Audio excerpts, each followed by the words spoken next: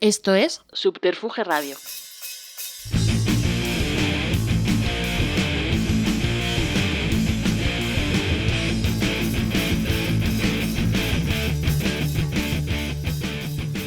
Bienvenidas y bienvenidos a un nuevo episodio de Simpatía por la Industria Musical, el podcast donde apenas suena música, pero es de música de todo lo que se habla. En emisión directa desde el estudio Alfonso Santisteban de la calle Almirante y bajo palio digital de Subterfuge Radio. Palabras mayores. Hoy tenemos el enorme privilegio de conversar con una de las figuras más relevantes, lúcidas y singulares de la música popular en español. Músico, escritor, filósofo, pensador, ha recorrido un camino inimitable que va del fulgor de la movida a la profundidad del son cubano, del rock al jazz, del Mediterráneo al Pacífico, de la escena independiente a la investigación sonora. Fue líder de Radio Futura, banda mítica y fundacional del pop español, y autor de una carrera en solitario marcada por la búsqueda constante de nuevas formas de expresión. Nuestro invitado de hoy ha hecho de la música un territorio de libertad, reflexión y aventura. Conversaremos con él sobre sus inicios, la evolución de la industria, los formatos, el directo, la independencia, los medios y ese diálogo constante entre filosofía y ritmo que ha definido su obra. Su pensamiento ha desbordado los límites del escenario para convertirse en uno de los discursos más sólidos sobre el lugar de la música en la cultura contemporánea. Sus libros, sus discos, sus colaboraciones y su ejemplo han influido a varias generaciones de creadores y oyentes. Y su manera de entender el oficio, entre la intuición artística y la conciencia crítica, sigue siendo una brújula para muchos a los que nos dedicamos a esto. Un placer de los buenos, un honor recibir hoy en esta nueva entrega de Simpatía por la Industria Musical a la palabra y al testimonio de Santiago Auserón. Gracias, Carlos, gracias, Subterfuge. Qué bien, bienvenido. Esta casa está llena de buena vibra, ¿eh? Qué bien. Muchísimas gracias, es un auténtico placer, honor. Perdón, para mí también es un honor estar con vosotros. Genial. Bueno, ya sabes que en Simpatía intentamos hacer un poco una glosa también vital. Son muchas cosas, te decía antes fuera de micro que has contestado 1000 veces, pero bueno, como queremos que sean píldoras autónomas, digamos, cada una, pues me gustaría también eso, pues que nos contases un poco ese Santiago Auserón pre-Radio Futura, esos primeros contactos con la música. Pues realmente tuvimos una infancia, la gente de mi generación, febril en relación con la música. Nos afectó muchísimo, digamos, la llegada del ritmo afro-norteamericano a la península ibérica. Vivíamos al lado de la base aérea de Zaragoza, donde mi padre trabajó casi una década, y sus amigos venían a hacer fiestas a casa y se traían los discos. Entonces, bueno, pues ellos pues estaban enrollados con el swing, los crooners, para bailar lento con las muchachas, pero se oía mucho Louis Armstrong, Duke Ellington, Ella Fitzgerald, Nat King Cole, etc. Pero los críos estábamos con la antena puesta hacia la calle y queríamos rock and roll. Llegaba Elvis a Casa Polanca, los discos llegaban casi recién editados, se los traían en avión a los gringos, y entonces nosotros estábamos buscando info acerca de las bandas inglesas, o sea, los melenudos, digamos, ¿no? Por la radio sabíamos que existían los Beatles, los Stones, y después ya fuimos teniendo noticia de Kings, Who, Animals, todo esto, y estábamos locos por ir pillando de esto. Entonces, poco a poco aparecieron algunas victrolas en las calles, en los billares del Tubo, en el Parque del Cabezo, Zaragoza, Sí. En los autos de choque del parque estrenaban a veces los singles, es decir, Satisfaction de los Rolling Stones lo oí por primera vez en los autos de choque, ¿no? Y fue una sensación increíble, o sea, rodeado de electricidad y color.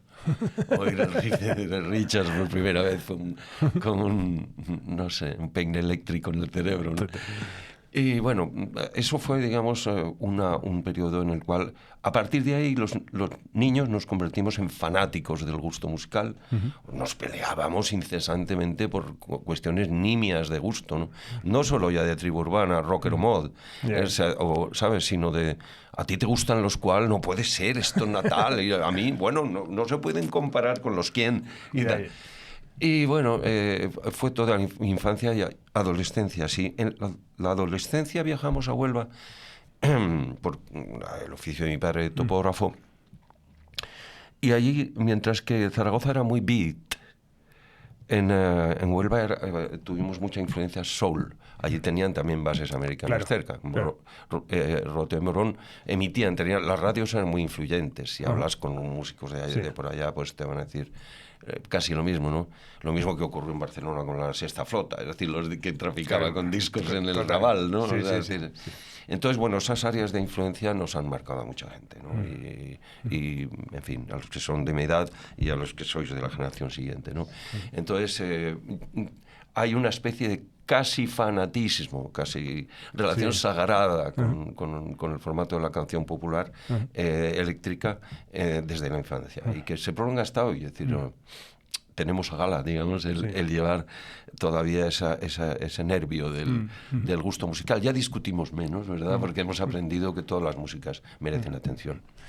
Bueno, y luego llega el momento, vuelves a Madrid, y llega el momento de tu primera banda, ¿no? Que creo que es directamente Radio Futura, y que, bueno, digamos, eres precoz en todo, y bueno, todo va muy rápido, y bueno, entras... Yo era un carroza, o sea, cuando entré en el local de Radio Futura. Había terminado filosofía, había hecho mis pinitos con la guitarra y tratando de imitar, aprenderme canciones de Dylan o de, yo qué sé, de Jim Croce, que me gustaba mucho aquel disco de Jim Croce, que fue un músico estupendo desaparecido prematuramente, y de otros, ¿no? Pero Donovan, Gigi Cale, empezamos a oír cosas en la universidad, pero en el ambiente universitario no se pasaba muy allá de Dylan o Gigi Cale, los más radicales, ¿no? Y sin embargo, los amigos de mi hermano Luis, que provenían de la periferia este de Madrid, más allá de Ventas, todo ya para Ciudad Lineal, Canilleja, San Blas, todo aquello. Y esta gente eran muy cultos musicalmente hablando, ¿no? A ellos les gustaba de la Velvet pa'lante. Vale. Y la escuela Canterbury inglesa y el rock and roll radical y también el glam les molaba. A mí también. A los Slade me ponían, ¿no? Bueno. Y T-Rex, por supuesto, y algo, pues, naturalmente Bowie, etcétera, ¿no? Y con ese, incluso oían música clásica y contemporánea. Los primeros discos de clásica y de música contemporánea, Bartók, Stravinsky y tal, que estuvieron en casa, no los compramos nosotros, venían de los amigos de ahí, de la periferia este.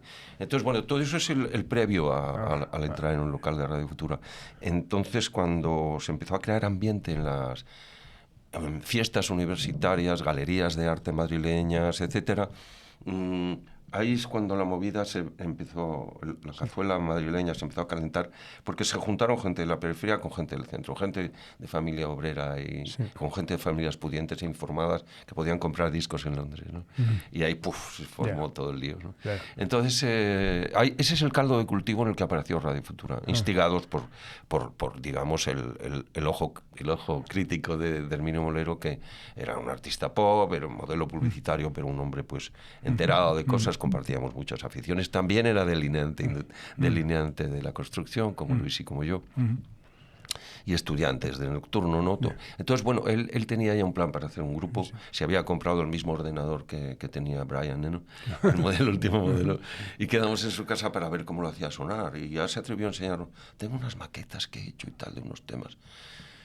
Y estábamos Luis y yo, Kiko Rivas, el crítico de arte, y que fue uno de los factotums de la movida, es el que presentó a todo el mundo, de pintores, músicos, escritores, todo. Y estábamos Kiko, Luis y yo, y nos enseñó las primeras versiones de Enamorado de la moda juvenil, de todas aquellas canciones, algunas rarezas, ¿no? Y tenían un punto, pues eso, él quería darles un punto entre Eno y Bowie o algo así, ¿no? Pero era un pop castizo, básicamente. Entonces nos dijo, ¿por qué no hacemos algo un poco punky? Y me ayudáis a hacerlo y tal. Bueno, pues vamos a intentarlo. No habíamos estado nunca en un local, fuimos al local, nos metimos ahí, empezamos a rascar y nos repartimos las funciones. ¿Tú qué quieres hacer? Nos preguntó a Luis y a mí. Hace falta un cantante y un bajista, ¿qué queréis hacer? Luis se pronunció primero, dijo, yo quiero tocar el bajo. Dijo, bueno, pues intentaremos cantar. Y ahí empezó todo, ¿no? En unos meses estaba sonando medianamente bien, todos por un ampli, aquellos temas de Molero. Yo compuse mi primera canción pública, digamos, que es Zombie, del primer disco. Y bueno, en unos meses estaba sonando bien, de modo que se acercaron unos productores amigos de Herminio, Honorio Guerrero y Luis... Gómez Escolar.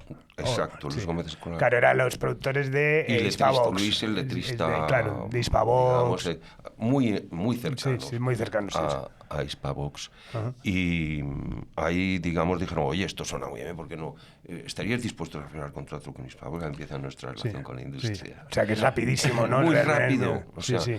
Entonces, bueno, yo estaba todavía estudiando filosofía en el nocturno y para mí aquello era enredar. Pero claro, enredar a firmar un contrato con una industria, con la industria seria y ya con una trayectoria histórica en la música popular española, es arriesgarse a no entender nada de dónde te estás metiendo. Totalmente. Entonces, bueno, firmamos un contrato complicado que luego resultaría ser complicado y nos metimos en la boca luego sin más cuestiones. Honorio y Luis produjeron un disco rápidamente, de una manera eficiente, rápida y tal cual, pero llevándonos a un terreno en el local aquello sonaba más punky, en los estudios de Hispavox empezaba a sonar mucho más pop. Luis en un momento dado, Luis Gómez Escolar se quitó de en medio y dijo, yo no sigo con esto, yo no quiero discutir. Y Honorio dijo, pues yo sigo hasta el final y aquí yo quiero proponer esto en los planes que tenía José Luis Gil de hacer todo un lanzamiento para fans, ¿no? En relación estrecha con la cadena SER, con los 40 principales y planeando grandes eventos en playback. Vale. O sea, que era un juguete eso, ¿no? Sí, un juguetito. Entonces nosotros nos citaron en el gran despacho, José Luis Gil, un hombre elegante sin contemplaciones, y nos dijo, bueno, esto es lo que hay, si queréis vivir de esto, ya sabéis, hay que empezar por aquí. A nosotros nos gustaría aprender a tocar y hacer un grupo, de verdad, no queremos ir por esta vía. Bueno, pues vamos a llegar a un acuerdo y a ver cómo podéis. Yo tengo 4 eventos grandes, queremos sacar un disco en el que estáis incluidos entre otros artistas, y queremos hacer eventos fuertes y tenéis que... Y lo comentamos entre nosotros y dijimos, vale, hacemos 4, Bilbao, Sevilla, Madrid, Barcelona, o Valencia, creo, Alicante, no me acuerdo. 4 playbacks, pero a cambio, en las mismas ciudades, unas fechas después hacemos un concierto de verdad. Y cumplieron el acuerdo. Hicimos la Cibeles en Barcelona, no sé, varias cosas. Hicimos 4, en los mismos sitios, 4 presentaciones de la banda y del disco en directo, con nuestras limitadas posibilidades. Claro. Así arrancó todo, ¿no? Perfecto. Bueno, una historia que arranca ahí, que luego, bueno, pues el grupo, bueno, realmente yo creo que la parte de Enrique, Luis y de ti entendéis que queréis dedicaros a esto y, bueno, sí. pues toma otro derrotero que todos conocemos, con unos éxitos espectaculares, esa maravilla que es La Ley del Desierto, La Ley del Mar, que bueno, de alguna manera os encumbra como tal. Una historia que has contado mil veces, que conocemos todos perfectamente. Yendo un poco a lo que es luego tu carrera artística y los caminos, bueno, hay un momento que se criogeniza la opción Radio Futura, que a día de hoy sigue ahí, pero decides dar un vuelco también eso y de repente inventarte un personaje, ¿no? Como es Juan Perro. Juan Perro es una respuesta también a cuál había sido esa relación tuya con la industria, es decir, querías dar una vuelta a todo. Vamos a ver, la relación con la industria desde el momento, hubo un giro decisivo. Claro. A nosotros nos costó mucho conseguir la Carta de Libertad de Hispavox, sí, porque José Luis Gil nos agarró manía desde el momento que dijimos no queremos hacer circuito fans. ¿Y qué pretendéis? ¿Hacer un grupo como los Beatles sin saber tocar? No, como los Beatles, no, como los Ramones, como los Clash, como los Talking Heads, o The Cure. Vale. Pues nada, no nos prestaba atención. Apareció Carlos Juan Casado y convenció a José Luis Gil de darnos chance para hacer un single en el que comprometió también a Jaime Stinus, que estaba visitándonos en el local de ensayo y enseñándonos a medir compases bien, tocaba con nosotros y se lo pasaba a pipa. En fin, Stinus se metió en el local y nos dio un buen empujón. Entonces Carlos Juan Casado dijo, vale, veníos con Stinus y que os produzca un single que Gil me da chance para hacer un algo. Ahí salió la estatua del Jardín Botánico y pum, giró todo. Y giró todo, claro. Giró todo. Claro. De pronto y tal. Con eso tiramos aquel año, sería el 82, y llegamos a hacer de teloneros de los Ramones en la plaza del Escorxadors en Barcelona. 100.000 personas, los Ramones, una locura total. Hicimos de teloneros, salimos de allí ilesos, vamos a ver. Lo que ya estaba muy bien. Y en los camerinos, quitándonos el sudor, aparece un cámara más chulo, con 8 al revés, José María Cámara, y dice, bueno, estoy dispuesto a firmar aquí ahora mismo. ¿Y ya tenéis la carta de libertad? No la tenéis todavía. Sí, ya la tenéis. Yo le escribí una carta personal a José Luis Gil diciéndole, esto es una responsabilidad moral tuya y una discusión personal entre nosotros y tú. Haz el favor de no jodernos la vida. Y me contestó una carta muy educada diciendo, vale, te entiendo, no discutamos más. Tienes la carta de libertad. Adiós, muy buenas. Y ya está. Y ahí empieza la relación. Claro, con Cámara la vino y dijo, firmamos ahora mismo en el camerino de ahí, de la plaza. Y nos echamos a un lado Enrique, Luis y yo, y con Solrak también, y comentamos un poco, y bueno, y me volví a hacer, José María. Estaríamos encantados de hacer algo con Ariola, pero sin firmar contrato. Y cuando te digo que era más chulo que un 8 al revés, dijo, no hay problema. No hay problema. Que, a ver, decidme, ¿qué queréis? ¿Qué necesitáis? ¿Os puedo ayudar con un pequeño anticipo? No queremos anticipo, que ya sabemos lo que significa eso, pillarse las manos. No queremos anticipo, necesitamos equipo. Y queremos un estudio baratito, que no nos encorran el que no nos encorra el reloj. Exacto. Para grabar despacito, a gusto y producirlo nosotros mismos. Este mismo repertorio que Hispavox ha rechazado. Vale, que era los temas de la ley del desierto, la ley del mar. Sí. Y Cámara nos dijo, ningún problema, adelante, vamos con ello. Y unos meses después salió la ley del desierto, la ley del mar, y de salida vendieron 150.000 copias, que para entonces era un buen empujón. Sí. Y Cámara estaba muy contento y tal y cual, y nos dijo, bueno, ¿que el paso siguiente qué? Bueno, nosotros decimos, ostras, pues ahora sí que deberíamos pedir un anticipo. Pero no teníamos canciones, entonces nos encerramos en el Escorial un mes, y con todas las maquetas que teníamos, los cuadernos de todo el mundo y tal y cual, pum, pergeñamos un repertorio rápido, así, instantáneo. Y Cámara, bueno, ¿qué? Habrá que firmar en algún momento, tal. Déjanos acabar el disco y hablamos luego. Acabamos el disco de País en Llamas, con Miguel Jiménez, que vino desde coordinador de la grabación, segunda relación con Duncan Bridgman y Joe Dvorniak, que habían producido ya una remezcla de Semilla Negra, y ahí nos metimos en un terreno desconocido, pero fue un mes y pico muy, muy estimulante, ¿no? Y salieron cosas muy guapas, otras cosas, a nuestro gusto. Duncan Bridgman metió demasiados muñequitos, tenía un teclado nuevo, un emulator, no sé qué era, que hacía muchas chorradas y voces de pitufo y no sé qué, que nos ponía de los nervios, ¿no? Pero bueno, algunas veces tuvimos que tragar y otras veces impusimos nuestro tren. Y vinimos con un disco decente. Cuando se lo pusimos a Cámara, le pusimos, me acuerdo, en su despacho de la calle Velázquez. Se acababa de trasladar Ariola a Madrid. Porque toda la industria antes estaba en Barcelona. Increíble, ¿no? Todos los sellos legendarios, Edixa, ¿no? Zafiro, Belter, todo estaba ahí. Entonces, bueno, Ariola se trasladó a Madrid, a la calle Velázquez, y en aquel despacho y tal, le pusimos el primer tema, La ciudad interior, pum, pum, pum, pum, pum. Quedé así un poco noqueado. Venga, me encanta, vamos, vamos, me encanta, tira, va, a por todas, no sé qué.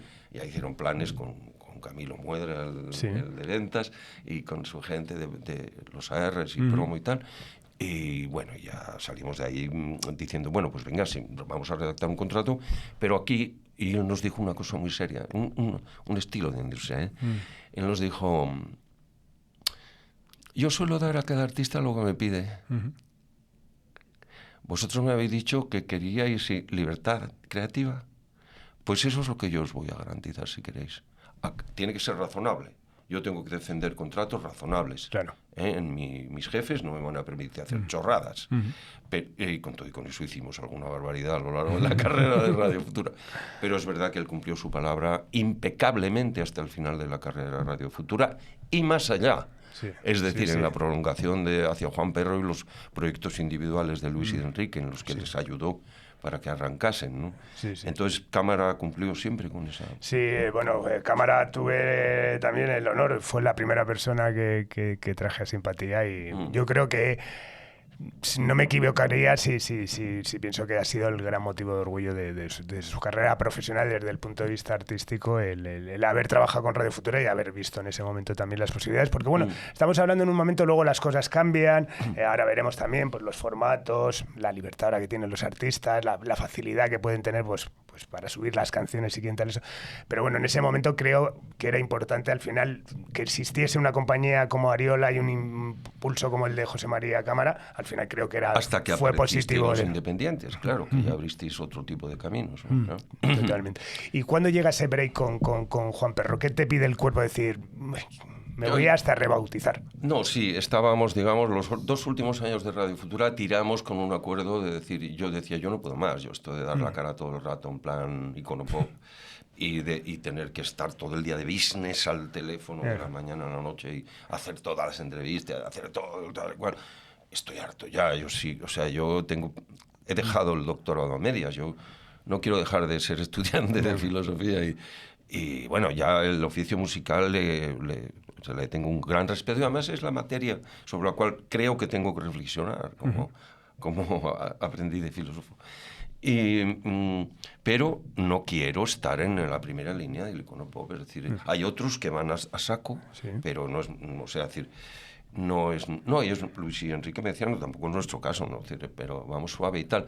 Pero había demasiadas discusiones, hubo desengaños grandes, como el promotor del último concierto de la gira de Veneno en la piel desaparece con el maletín de la taquilla de las ventas, 22 kilos. Sí, joder, había movidas que, bueno, vale, basta. No quiero hacer frente a estos rollos, ¿no? Entonces yo les dije a Luis y Enrique, no puedo más, necesito recentrarme y recuperar algo el estudio y luego por otro lado musicalmente quiero tirar por un lado, habíamos ido a Cuba y habíamos estado juntos, es decir, y yo quiero investigar más a fondo esto y con unos, digamos, con un artefacto afterpunk no podemos ponernos a hacer son tradicional cubano. Es decir, entonces, claro, es decir, necesito moverme por otros cauces. Y ahí fue el giro. Y, digamos, Cámara nos apoyó a los 3 bajo un acuerdo, que daba un disco de contrato. Uno. Me dijo, cumplid el contrato y sois libres y os ayudo en el siguiente paso. Vale. Entonces nos reunimos y dijimos, le pedimos consejo a Joe Dvorniak. Y me dijo, mira, tíos, nos dijo, hagamos un disco de remezclas de los hits vuestros, que eso es lo que va a querer Cámara, eso es lo que va a querer. O sea, se lo dijimos, total, adelante, tal, nos dijo, tenéis cuenta abierta en Londres, lo que necesitéis, y nos fuimos a hacer esto. Fue acertado, yo estuvo muy inspirado en todo el tiempo, e incluso nos animamos a hacer un último tema de Radio Futura improvisado sobre la marcha en el estudio, que fue El Puente Azul. Hay remezclas que se convirtieron en el estándar acústico de algunos temas, como Semilla Negra o El Tonto Simón. Me acuerdo con los metales del grupo Aswad, del grupo de reggae Aswad. En fin, fue un disco que creíamos que era un refrito y al final no fue un refrito. Y fue satisfactorio, era pertinente. Un disco sólido, totalmente. Un disco sólido, totalmente. Y nos dejó satisfechos. Y entonces, bueno, a partir de ahí, pues ya... Y claro, yo conté con una ventaja tremenda en el sentido de que cuando le dije a Cámara, quiero ir a grabar a La Habana y llevarme la banda de aquí. Y los técnicos de Inglaterra, por si acaso. Me dijo, estás loco, tío, pero hacedme un presupuesto por encima y vamos a ver qué pasa. Y me fui a hacer Raíces al Viento allí, con toda la banda, una banda flipante, con Tino Di Geraldo en la batería, Luis Bruzaides percusión, Javier Colina el contrabajo, un guitarrista flamenco lavapiés, el Bola, Agustín Carbonell, John Parsons en la guitarra eléctrica y luego encima en La Habana se añadió Pancho Amat al 3, entre otros. Pancho Amat luego se vino con nosotros a la banda de Juan Perro, a la primera banda. Y entonces, bueno, fue un otra experiencia completamente flipante. Digamos que ese disco encontró ciertas resistencias en la gente que no entendía que se hubiera disuelto Radio Futura en el momento de mayor proyección pública, y gente a la cual decía, esto es salsa, esto es hortera, esto es salsa.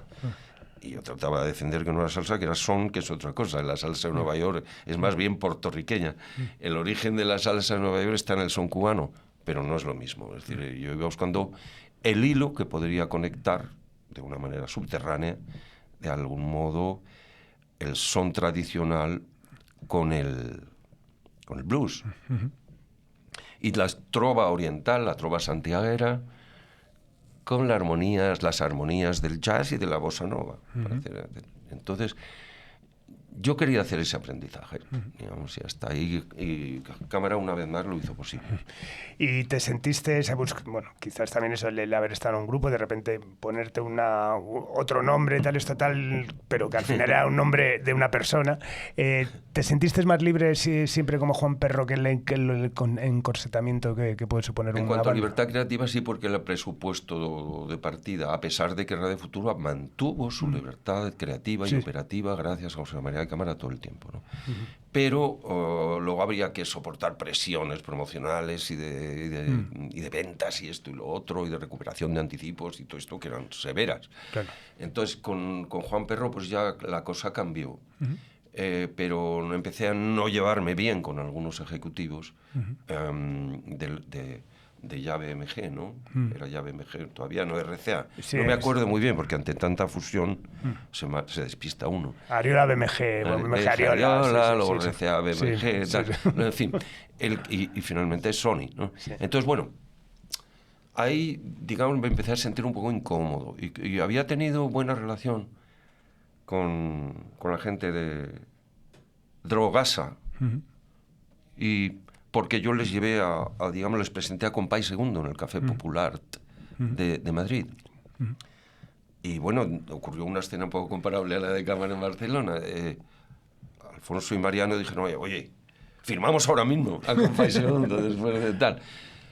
Y yo les dije, bueno, vamos despacio, que Compay me ha pedido a mí que, digamos, le ayude a mover esto con cautela, con alguna cautela, que luego él no tuvo en otras negociaciones. Pero bueno, Alfonso y Mariano fueron muy legales y redactaron un contrato que mi oficina pudo supervisar y modificar y adaptar, digamos, añadiendo algunas ventajas de las que yo conocía ya de mi experiencia con la industria para aplicarlas al contrato de Compay Segundo. Con Compay yo hice solamente la antología, aquella primera. Pero bajo el paraguas de aquel contrato se vendieron millones de discos. Millones de discos. Entonces, bueno, se creó un buen clima con Alfonso y con Mariano y con su equipo, con el equipo que luego sería de Warner, ¿no? Con el equipo de Drogasa.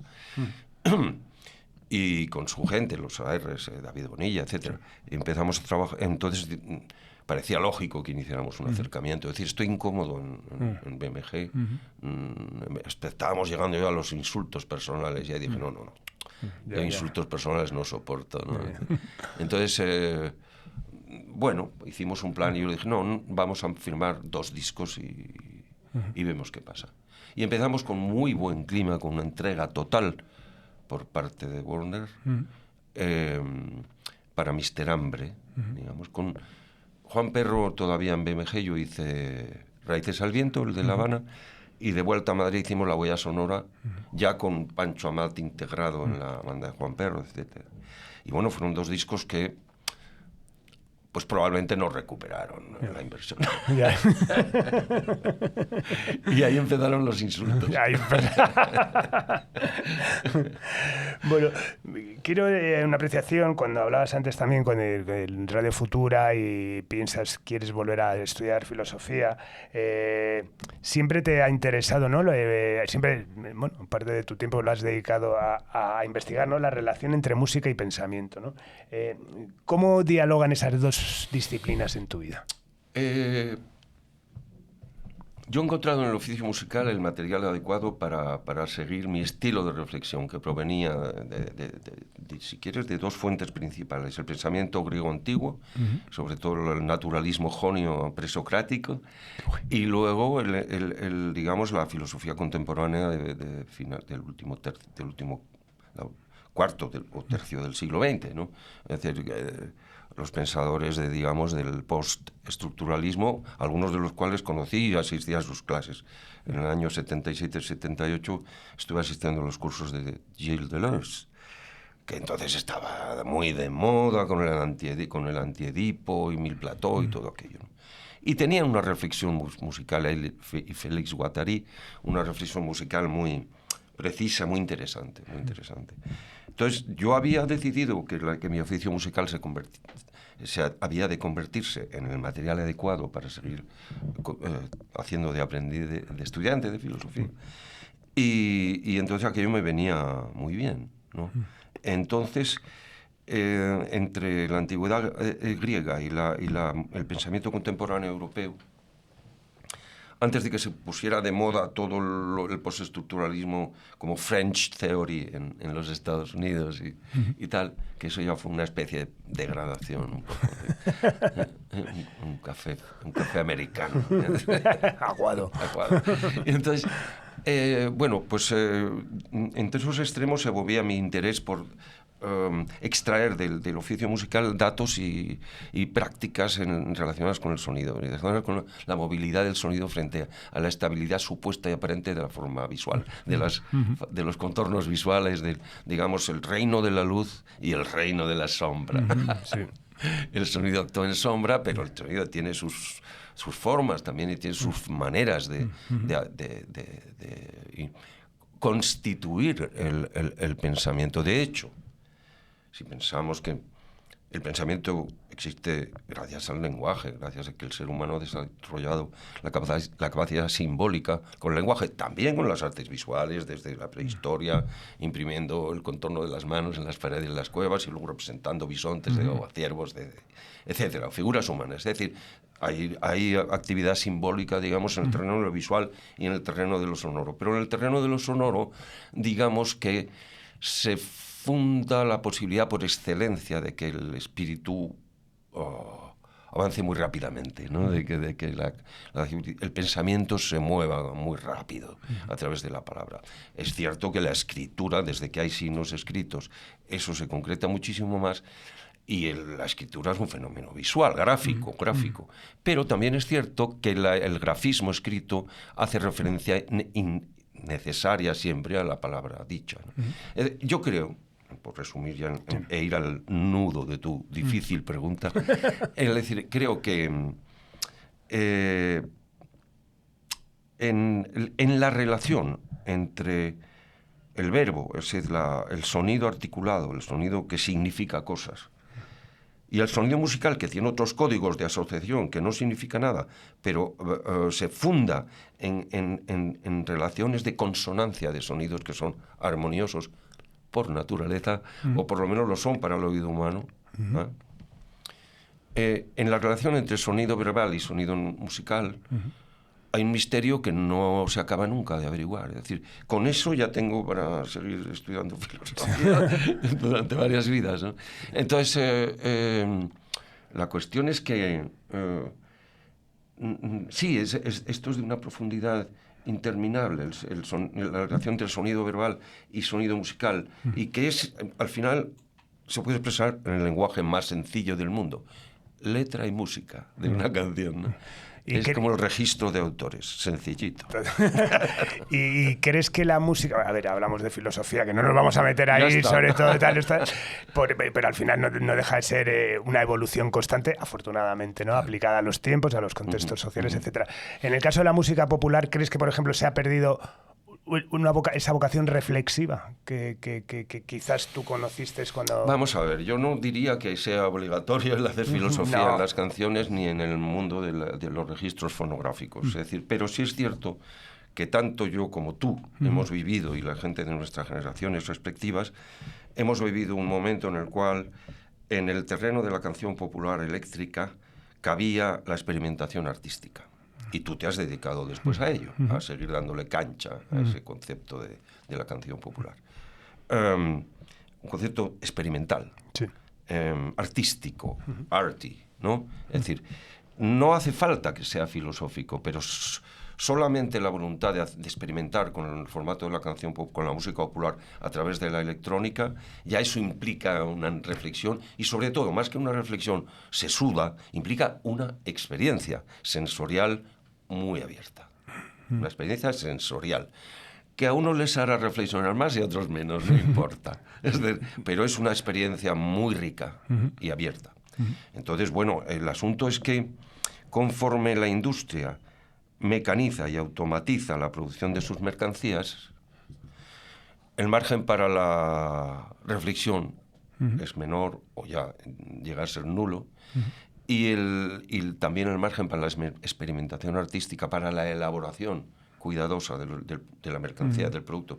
La palabra mercancía no tiene por qué ser mala, el mercado no tiene por qué ser malo. Tú puedes, si te curras el producto y llevas un buen producto al mercado, pues el mercado es bueno. Total. Es decir, si haces un buen pan, del que esté contento el vecindario, pues gloria bendita, ¿no? El asunto es vender gato por liebre, es decir, es vender como mercancía artística algo que es puro mecanismo, puro automatismo, puro cálculo. Cálculo algorítmico, ¿no? Entonces, cálculo de beneficios anticipados antes de lanzar el producto. Sí, sí. Entonces, bueno, ahí entramos en contrasentidos muy graves, ¿no? Totalmente. Bueno, viendo tu increíble carrera, como las descritas desde el principio, esos inicios alocados de Radio Futura, la evolución que has tenido, a día de hoy, ¿qué te inspira más? ¿Qué te inspira más? ¿El ritmo, la palabra o el silencio? Madre mía. Para que vengan las musas a visitarte de vez en cuando hace falta un hueco, hace falta un huequecito, hace falta algo de silencio y algo de reposo.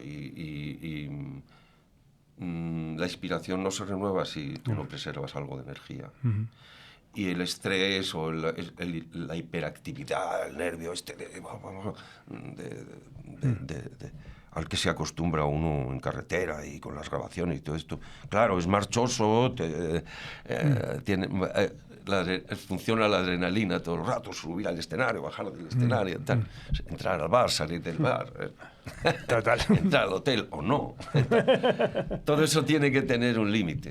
Es decir, tiene que tener un momento, porque si no la energía se va gastando y llega un momento en que solo haces gilipolleces. Es decir, tienes que preservar algo de energía si quieres seguir progresando en la dirección del descubrimiento o de la investigación. A veces no descubres nada porque no te toca, pero si tú quieres seguir abierto a la búsqueda, hay que tratar de preservar espacio y recobrar aire. Totalmente. Meter aire en los pulmones y oxígeno en el cerebro, que el oxígeno llega al cerebro, si no, no hay No. Bueno, vamos a volver a la música, que si no nos vamos mucho. Sí.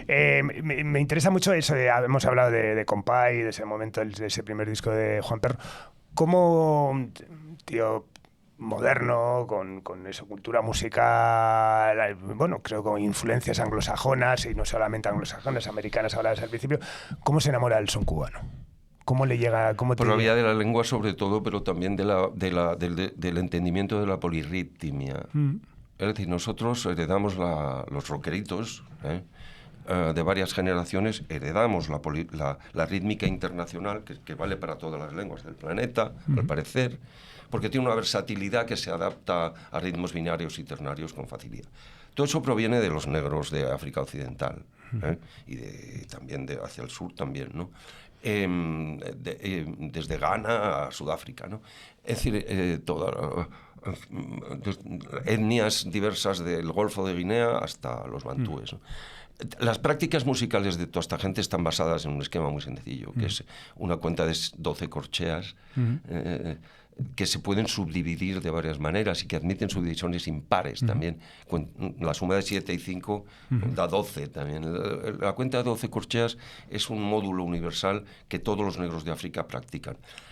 Ahí cabe a la vez la cuenta ternaria y la cuenta binaria. Tú puedes contar 1, 2, 3, 1, 2, 3, 1, 2, 1, 2, 1, 2. Y son 12, o puedes contar 1, 2, 3, 4, 1, 2, 3, 4, 1, 2, 3, 4, y son 12. Entonces, haces cuenta binaria o ternaria en un mismo módulo rítmico, y entonces eso te permite integrar cosas.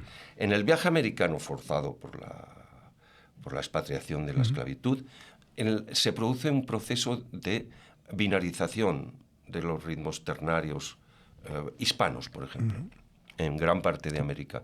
Entonces, la herencia a partir del blues, del rock en adelante, y en el jazz, es el predominio de lo binario. En las escuelas de jazz se enseña que todo se puede llevar a un compás de 4 tiempos y ya está, con una cuenta de un modo u otro. Bien, el asunto es que el tema del ritmo se convierte en una obsesión cuando tienes que encontrarle un sitio natural a la lengua, al verso cantado en tu lengua natal.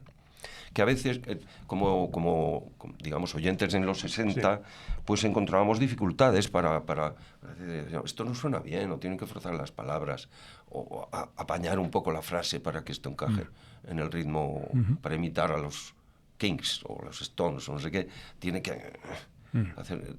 O el soul, ¿no? Tienen que forzar la lengua. Tiene que haber un camino para hacer que la lengua española encaje bien cómodamente en los patrones de la rítmica internacional. Y esa es un poco la vocación desde Radio Futura, ¿no? Es decir, entonces, ¿qué importa más? ¿La obsesión por el ritmo o la lírica o leer a los poetas para contagiarse de su sentido del ritmo no tan evidente, que no todo tiene que caer ahí a cajón con una rima cerrada y tal? A veces la rima libre permite una musicalidad más interesante. A veces la métrica se puede adaptar, como hacen los anglohablantes. Ellos, claro, en un momento dado te dicen toda una frase de un solo golpe. En un solo beat debe tener una frase entera, ¿no? Y nosotros no podemos, pues nuestras sílabas son fuertes, vocales muy abiertas, etc., ¿no? Entonces, bueno, hay todo un camino para conseguir aproximar, digamos, la pasión por el ritmo con la pasión por el verso cantado, con contenido poético, ¿no? Y ese trabajar entonces con gente, bueno, pues como Compay, como Kiko Veneno, como Chano Domínguez, al final te enriquece, ¿no? Son puntos de vista. Para mí, digamos, los primeros compañeros de Radio Futura ya fueron gente que me enseñó muchas cosas. Es decir, Enrique Sierra nos enseñó a Luis y a mí a contagiarnos del sonido eléctrico. Él venía de Moratalaz y ahí había un sonido eléctrico. Claro, sí. Entonces aquello era acercarse a Enrique, nosotros no habíamos practicado eso nunca. Era contagiarse de una manera de entender el espacio sonoro. Mi hermano Luis es un hombre que ha sido siempre muy cultivado musicalmente y tiene muchísimo criterio, ¿no? Lo sigue siendo. Es decir, entonces con ellos dos aprendí muchas cosas. Yo estaba más, ya te digo, en la universidad de Dylan apenas se pasaba. Y bueno, pues digamos que el Radio Futura era un centro de intercambio de ideas muy vivo. Y luego de Radio Futura en adelante he tratado de rodearme de músicos que me permitiesen hacer el aprendizaje sin tener que matricularme, ¿no? En el conservatorio, ¿no?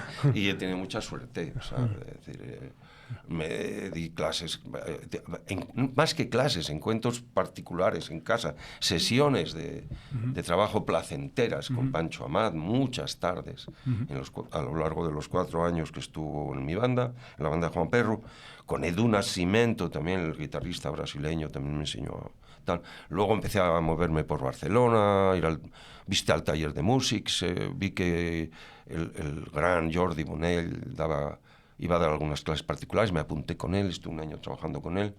En fin, a partir de ahí sentí la necesidad de ampliar. Y el encuentro con músicos de primer nivel se ha transformado en mi escuela musical. ¿Y te has sentido alguna vez que el público no comprendía determinadas decisiones que tomabas? Claro. Sí, en el giro de Radio Futura a Juan Perro, en el primer disco Raíces al Viento, con la aproximación a Cuba, pues hubo amigos, familiares, y que decían, pero ¿cómo hacéis? ¿Pero qué estás haciendo? ¿Pero te has vuelto loco? Pero esto no, pero si lo teníais clarísimo, pero esto iba bien, pero ¿dónde vas ahora con esto? Pero esto está pasado de moda. Y yo les decía, no, La moda no ha empezado aún. La moda vendrá después. Claro. Bueno, yo arriesgué un poquito ahí y luego el tiempo me dio la razón. Realmente hubo... Los flamencos fueron los primeros que pillaron la comunión con los soneros y a través de los flamencos, los nuevos flamencos, pues digamos se fue extendiendo el contagio cubano, ¿no? De nuevo en la península, ¿no? O por primera vez, porque vamos a decir que el primer contagio cubano que habíamos tenido en la tele a través de la tele franquista no era consciente, es decir, salía Antonio Machín, pero no era conscientemente asumido que era un sonero cubano, ¿no? O Olga Guillot cantaba boleros en un club madrileño, mis padres iban a oírla, pero no había conciencia de esto. Lo último que se recordaba como influjo cubano era que mis padres contaban que Pérez Prado vino a España en el año no sé qué y tal y cual, y que tenían memoria de soncitos vivos y tal y cual. Pero bueno, el primer contagio a gran escala, digamos, de lo cubano se produjo a partir de Semilla del Son, ¿no? De la antología que yo produje.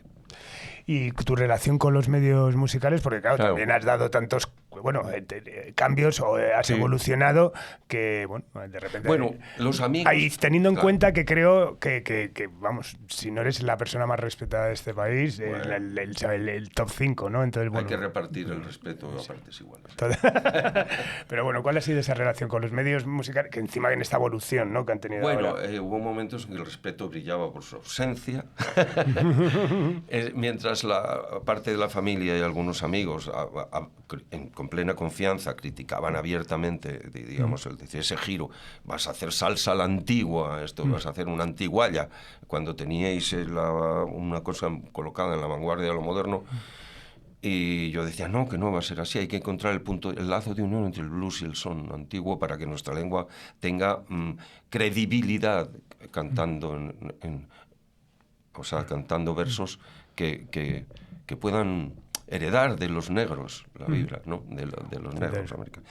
Entonces, bueno, pues aquello costó un poquito de trabajo. Con la familia y los amigos era de una manera educada, pero parte de la crítica, sobre todo en el ambiente de las revistas catalanas y tal, bajo el influjo de la política de Jordi Pujol, de desacreditar todo lo que no fuera en catalán y sobre todo lo que fuera... Tenía que ser en catalán o en inglés, según el dictamen del comité, del Politburó de Pujol y los suyos, y entonces había gente adscrita a los medios que seguían a las consignas y tal cual. Entonces fueron a por mí durante una temporada, otra vez usando el insulto personal, rotando el insulto personal, y a veces más allá. Bueno, pero bueno, aguantamos el tirón, y luego el tiempo nos ha ayudado a todo. Muchos amigos y familiares, 5 años después, o escuchaban Semilla del Son y decían, joder, qué guapo es esto. Bueno, qué alivio. ¿Sientes que hay espacio hoy para artistas que no se pliegan a las reglas de la inmediatez? O sea, de repente... Es muy duro hoy en día. Nosotros tuvimos cancha. Llámese José María Cámara, llámese un sector del público que se mantiene fiel a la experimentación. Bueno. Y yo tengo cancha todavía gracias a la lealtad de un par de generaciones que se lo están contando a sus hijos. ¿Sabes? Y eso es una suerte inaudita. Ojalá pudieran contar con la misma suerte todos los artistas nuevos de nuestro país, pero lo tienen muy crudo ahora mismo. O sea, muy crudo, porque o respondes a las iniciativas digamos, de la mainstream que funciona o te adscribes al peso de las descargas digitales, o sea, del streaming o del mercado de música digital, te adscribes al mercado de música digital o no eres nada, ¿no? Es decir, o no existes. Es decir, la industria ha conseguido aquel viejo lema de que el rock mola mucho, pero sobran los artistas.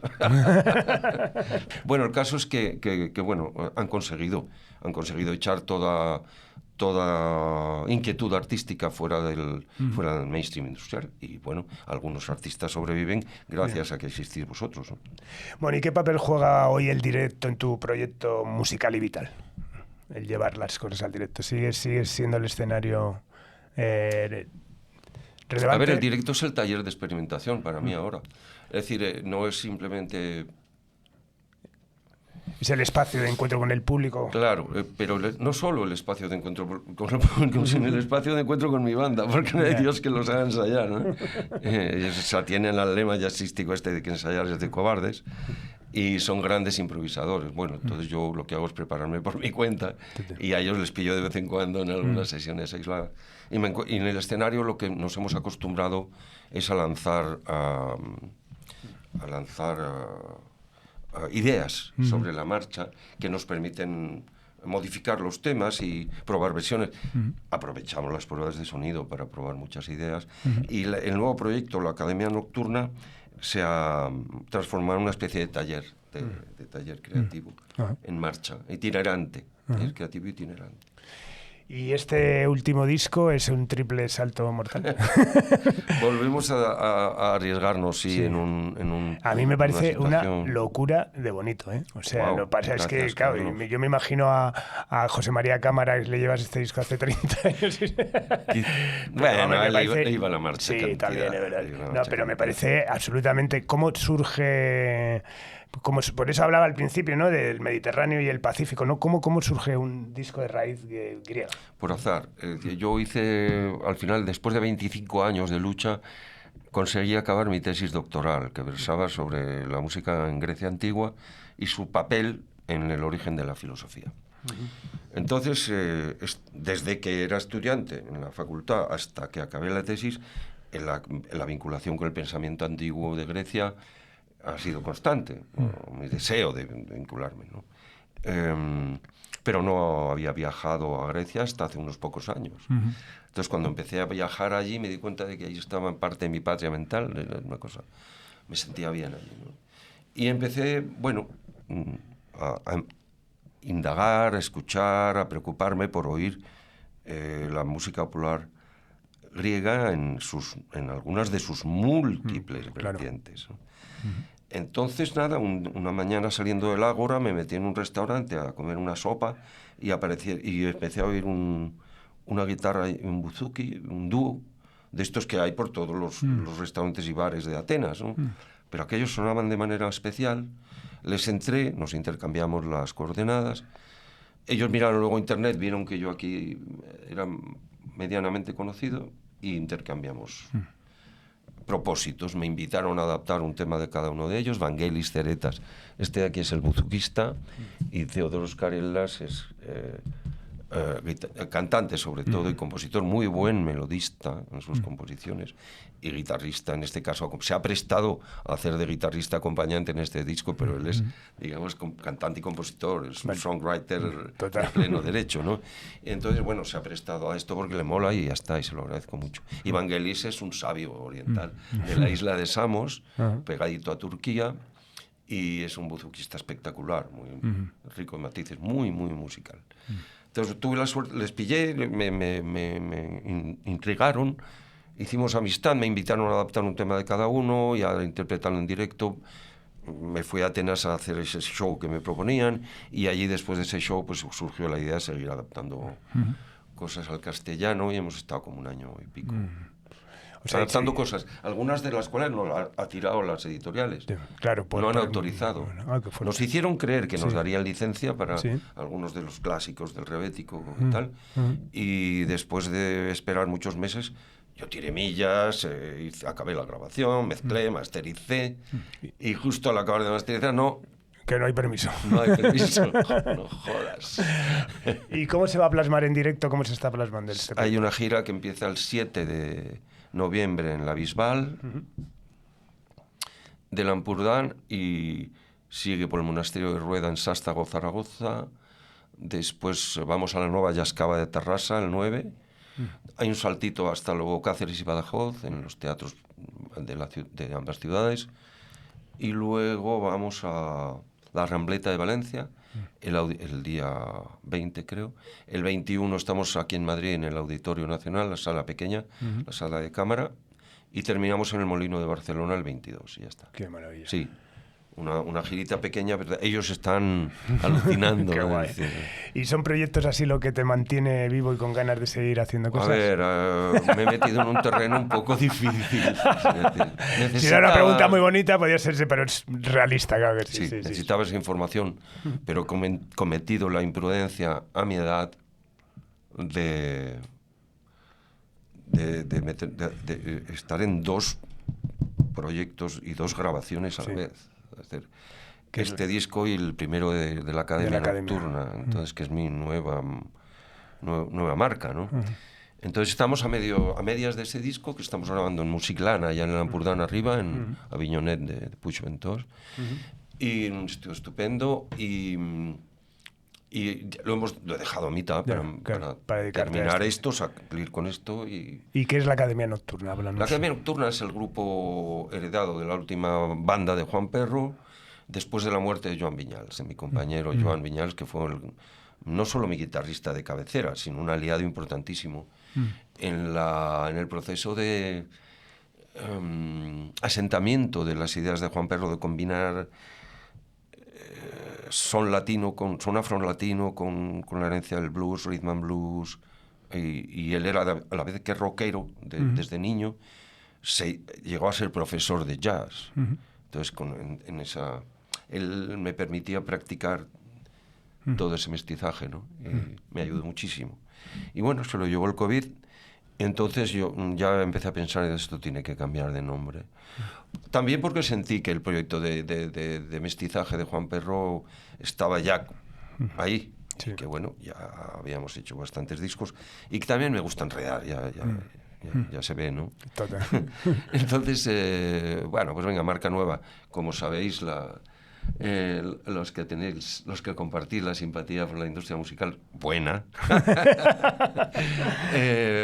pues no se debe cambiar de nombre artístico una vez que has alcanzado algo de éxito, ¿no?